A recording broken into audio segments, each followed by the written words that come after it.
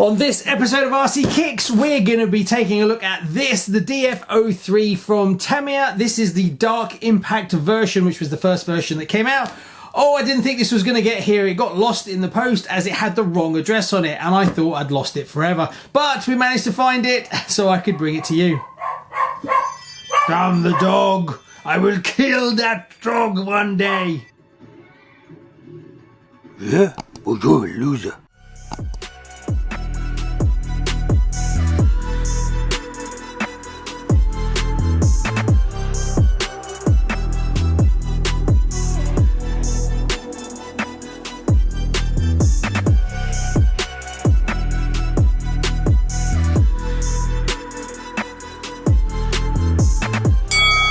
In their left corner, weighing in at 235 grams, it's lean, it's mean, it's the Dark Impact.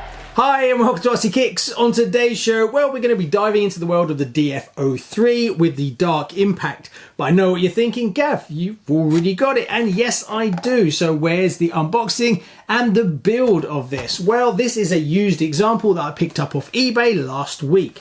Now, we'll come on to the reasons why I have this on the show, because I know normally I don't buy kits that have already been built that are still available. But we'll come on to that in a bit towards the end of the video.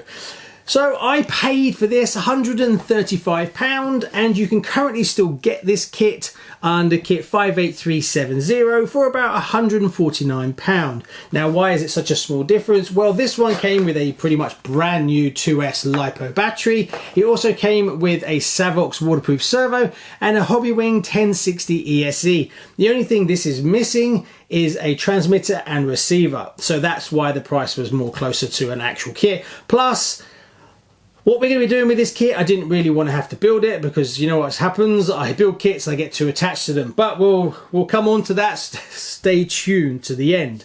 So what else can I tell you about the DF-03? So the original one came out on the 28th of March 2006 and is still available today. It did stop production in 2014. I'm not sure when it restarted, but again, you can go online and you can pick one of these up. Now, there's been a few different versions of this. There was the Dark Impact on 58370.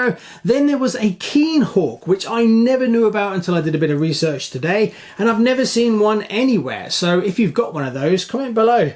So that was on kit 58380. Then there was the Vantage Mark II, which I have up here, which I built on the show before. If you haven't seen the video to that, I'll put a link up here. Basically, it's exactly the same chassis with a few little changes. A lot of you already know my feelings about the Vantage Mark II, but we won't go on to that today. Now, that was under kit 58387. Then after that, there was a Dark Impact White, which was basically the same as this, but they did all the plastics in white. I'm not sure if I'm overly keen on that. I like the idea of it being very different, but don't know if I'm overly sold on it. And that was kit 84400. There's also been a few variants of the DF-03, with the DF-03 first, then the DF-03 MS, which was the same basic kit as what you see here, but with a few hop-up options included in the kit. This was released twice in 2008 and 2013. There was also a DF-03 RA kit, which I happen to have here, which is what I built on the show not that long ago. I'll put a link up here if you want to go and see that. And what's really cool about it is it's actually they took a buggy and they basically made it into a road car. But when you lift the body off, you can basically see that underneath it has a dust cover as a Dark Impact. It comes with the decals and everything, and they basically just changed all the arms and the wheelbase and stuff like that. And you've got a road car, which is it looks very different. Right, that pretty much covers everything that I've got on the DF-03 chassis. So why have I got it here? And this is the reason why I got a used Dark Impact on the show, because I want to pitch it head to head with the current budget RTRs. Now I want to answer one burning question, and that is this.